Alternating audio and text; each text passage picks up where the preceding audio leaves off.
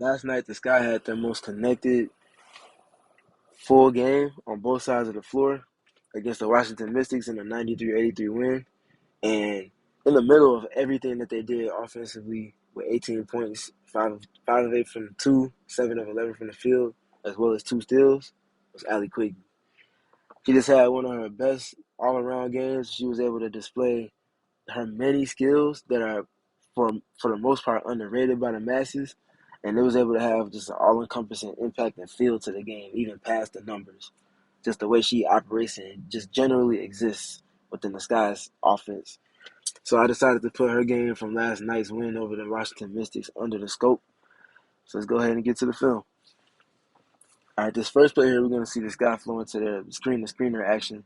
So this is something they've been doing a little more frequently of late, where Allie will pitch it into the mid post here, whether it's for Emma here or Candace or even Z sometimes, and then they'll flow into the screen-to-screener dynamic.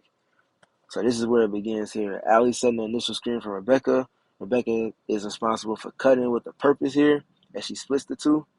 And not just cutting with a purpose of generating an advantage for herself, but to also kind of be like a brush screen in a sense, or just getting contact with whoever it is that's guarding Allie so that they can simultaneously kind of pass the baton to each other and run off. And as it happens, you see the separation that's created here for Allie Quigley as she curls off of the screen, gets into her 1-2 to the pull-up, splash. Great pace, great flow, and just sharp timing with everything in this action here for the Sky.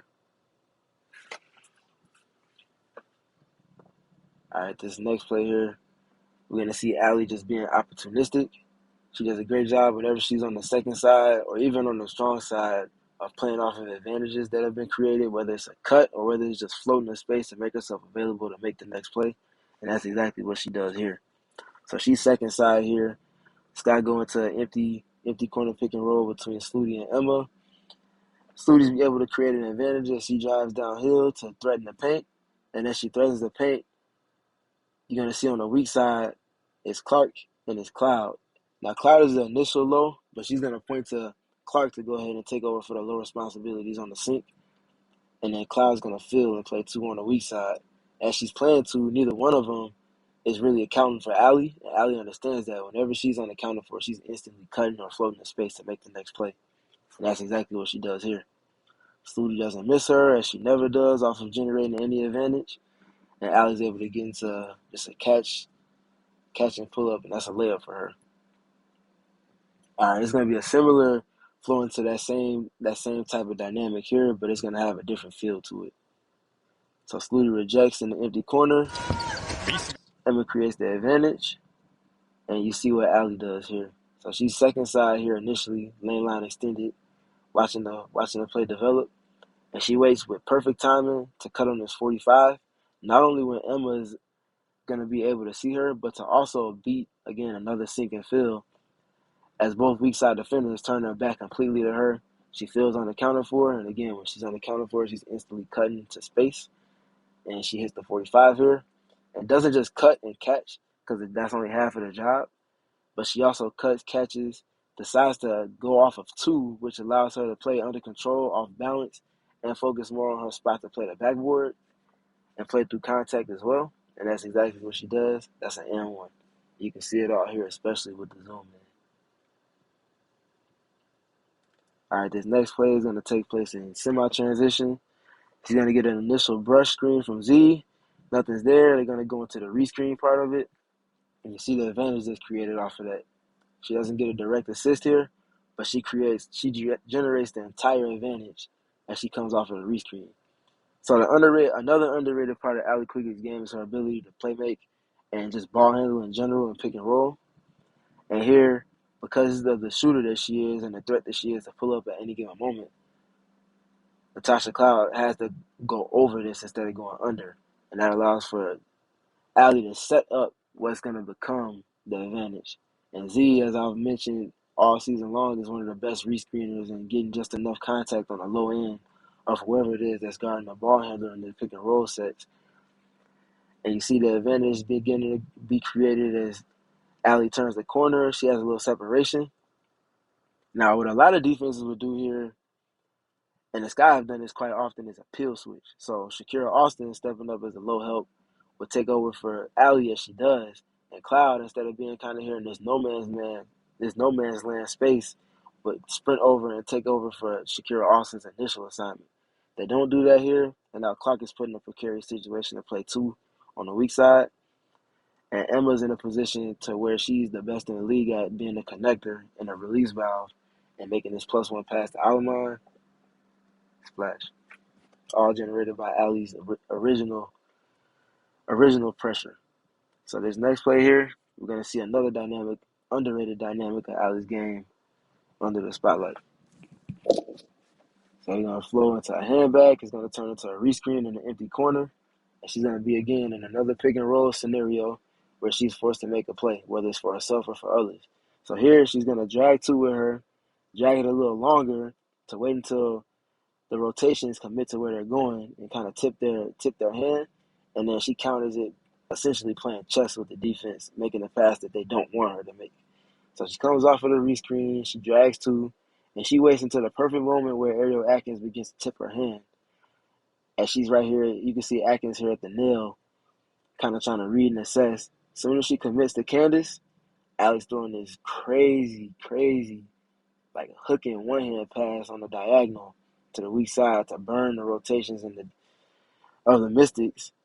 She hits Sluty in a position where Sluty can make the next play, whether she wants to dribble drive off of this or catch and shoot, which she does. That's money. Great timing, great location on the pass, and just great pace, both to the flow in the play as well as the pass and getting it to where it needs to be from Allie Quigley. That's a special, elite pass. All right, in this next play, we're going to let it flow through, and then we'll break it down. All right, so real simple, but it's just a little thing that Allie does so consistently. So she's going to flow into this kind of pin in here, and the pin in is going to turn into like a step up here in the empty corner. She's going to drag to a little bit here. And again, her fundamentals are so sound on her jump shot. Is why she's consistently so successful and why she's one of the best shooters ever off the dribble or off the catch. When she's floating and she's going on the move with a live dribble, she likes to get into a hop to establish A, balance, and B, for her to be able to get just literally straight up and down and stop the drifting momentum that can throw off the accuracy and percentage of shooters when they're on the move. And she does a great job getting into that with soft touch and a great finish. And then this final play here, we're going to see they're going to flow back into their screen-to-screener action. And then we're going to see as it gets a little stagnated, they do a great job flowing into the next action and being able to generate another advantage. Again, her ability to just manipulate spaces and get through them and then finish is just, I want to say it's second to none because she can do so in so many different ways. So as you see, Rebecca does a great job here again on the dive cut. As she splits the two, she gets contact and she takes her check out of the play. Now, Ruthie Hebert is here, and this is where the stagnation comes in some because Allie's supposed to curl off of this, but Ruthie's too high. So instead of having that moment where everyone's kind of looking around at each other in the mid-clock, they flow right into the next action, which is going to be a pick and roll. Allie does a great job with her patience and not making an errant pass, though the lane is open if she wanted to get this to Hebert, but it's risky.